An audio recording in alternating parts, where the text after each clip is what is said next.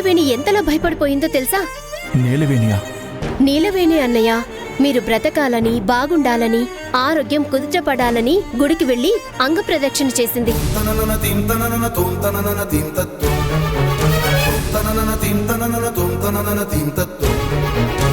చేతిలో హారతి కర్పూరం వెలిగించుకుని దేవుడికి హారతిచ్చింది.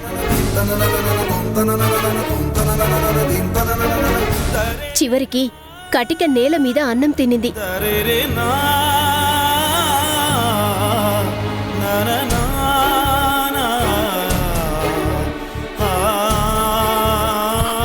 తనకేమైనా పిచ్చా? అలా అనకండన్నయ్యా. వినడానికి మీకు చాదస్తంగా అనిపించినా తను మాత్రం భక్తితో దీక్షని పూర్తి చేసింది. చివరికి గుడిలో ఉన్నవాళ్లు నీలవేణి చేసే దీక్షని చూసి ఆశ్చర్యపోయారు. అన్నయ్య, మీకోసం తన అంతగా తాపత్రయపడుతుందన్నయ్యా. ఇకనైనా జాగ్రత్తగా ఉండండి. ఇంతకీ అశోక్ ఎలా ఉన్నాడమ్మా? బాగానే ఉన్నారన్నయ్యా. తలకు కట్టిన కట్టు ఇంకా తీయలేదు. లేకుంటే ఆయన్ని వెంట పెట్టుకునొచ్చేదాన్ని. అయినా ఆయన బ్రతకడానికి రక్తమిచ్చిన మీరు మీ ఆరోగ్యాన్ని పాడు చేసుకున్నారు కదన్నయ్యా. ఆరోగ్యం కుదుటపడ్డాక ఇంటికి రండి. ఇంట్లో ఆయనొక్కరే ఉన్నారన్నయ్యా. నేను బయలుదేరుతాను. సరే, నువ్వు వెళ్ళి జ్యోతి.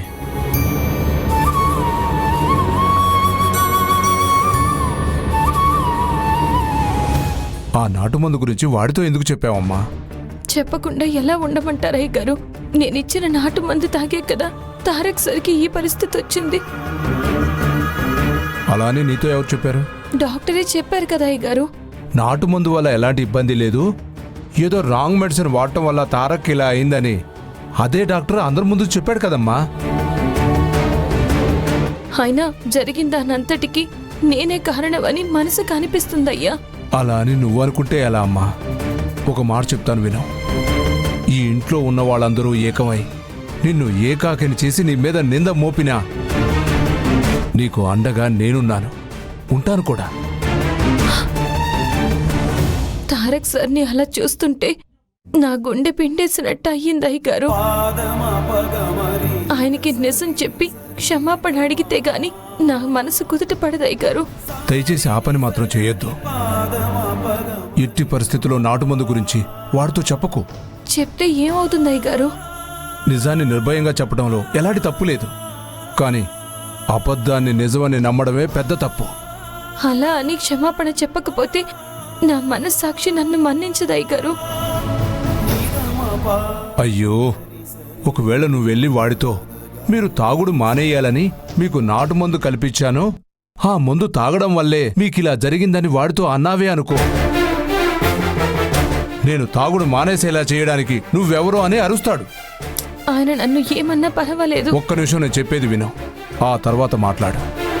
ఇప్పుడు నువ్వు నిజం చెప్పడం వల్ల ఉరిగేది ఏమీ ఉండదు. భవిష్యత్తులో మందు మాన్పించడానికి కూడా ఎలాంటి ప్రయత్నం చేయలేము.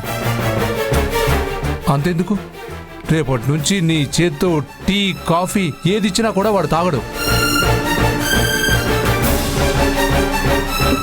ఆయనతో మందు తాగడం మాన్పించాలని నేను అనుకోవట్లేదు అయ్య గారు. అలా అనేస్తున్నావేంటమ్మా? జరిగిందంతా చూశాక నాకు చాలా భయంగా ఉంది అయ్య గారు. ఈ ఇంటి నుంచి మా ఇంటికి వెళ్ళాలని ఈ ప్రయత్నం చేశాను గాని ఇంత జరిగాక ఏ ధైర్యంతో మళ్ళీ ఆ నాటు మందు ఆయనకి ఇవ్వగలను? ఎలా ఆయనతో మందు మాన్పించగలను అయ్య గారు? అలా అనకమ్మా. నువ్వు తప్ప ఇంకెవ్వరు వాడితో ఆ తాగుణ్ణి మాన్పించలేరు. అంతెందుకు, నీకు తెలిసి ఇన్ని రోజుల్లో వాడు మందు తాగకుండా ఉండటం నువ్వు ఎప్పుడైనా చూసావా? అలాంటిది 2 రోజులు మందు తాగకుండా ఉన్నాడు అంటే అది నీ చొరవ వల్లే కదా. దయచేసి నన్ను ఇబ్బంది పెట్టకండి అయ్య గారు. నా పాటికి నేను ఏదో ఒక మూలన పడుంటాను. మళ్ళీ మళ్ళీ అదే మాట అనకమ్మా. ఎవరో ఏదో వాడికి రాంగ్ మెడిసిన్ ఇవ్వడం వల్ల అది జరిగింది, కానీ నీ వల్ల ఎంత మాత్రమూ కాదు. నువ్వు ఏ తప్పు చేయలేదని నిన్ను నువ్వు మొదట నమ్ము. అయ్యగారు, అయ్యగారు,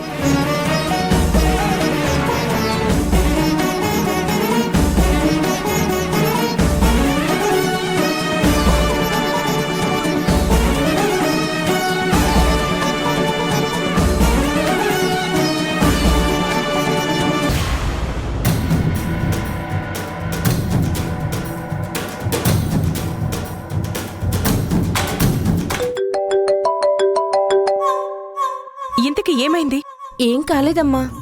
నీ మీద ఎవరికి ఎలాంటి అనుమానం రాలేదు కదా? అలాంటిదేం లేదమ్మా. కాకపోతే ఇంకెవరో మందుని మార్చి ఇచ్చారని అనుకుంటున్నారు. ఓహో, అలా అనుకుంటున్నారా?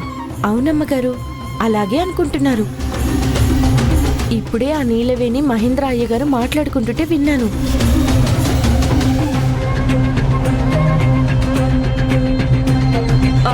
ఇంకెవరో అని ఎందుకు అనుకోవాలి? ఆ ఇంట్లో వాళ్ళే ఎవరో మందు మార్చి ఇచ్చారని ఎందుకు అనుకోకూడదు? నేను చెప్పేది జాగ్రత్తగా విను. నేను చెప్పింది తప్పకుండా పాటించు.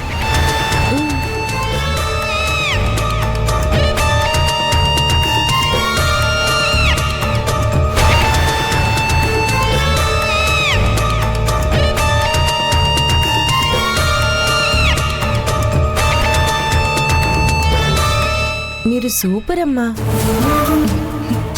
ఇకపై నేను ఆడబోయే ఆటను చూడండి. ఎలాంటి తప్పు జరగకూడదు. ఇన్నాళ్ళు ఆ కాదంబరికి నీలవేణి అంటే కోపం మాత్రమే ఉండేది. కానీ ఇప్పుడు ఆ కోపం తారస్థాయికి చేరి నీలవేణిని చూస్తే చంపాలన్నంత కసి మొదలై ఉంటుంది. కాబట్టి మనం ఆ అవకాశాన్ని సద్వినియోగం చేసుకోవాలి. అయినా నేనుండగా మీకు దిగులేందుకమ్మా. మీ ఆర్డర్ను అమలుపరచడానికి నేనెప్పుడు సిద్ధంగా ఉంటాను. ప్రస్తుతానికి నేను చెప్పింది చెప్పినట్టు చేసి నాకు ఫోన్ చేయి. అలాగేనమ్మా.